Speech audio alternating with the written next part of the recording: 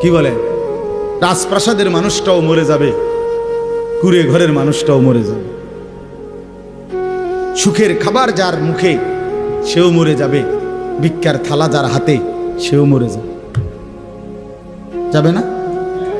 তো যেটা নিশ্চিত অনিবার্য বাস্তবতা, যে মৃত্যুকে আড়াল করার, অস্বীকার করার, পাশ কাটার কোনোই ব্যবস্থা নাই, কোনোই ব্যবস্থা নাই। না ক্ষমতা দেখাইয়া, না কাইন্দা কাইটা, কোনো সিস্টেম নেই।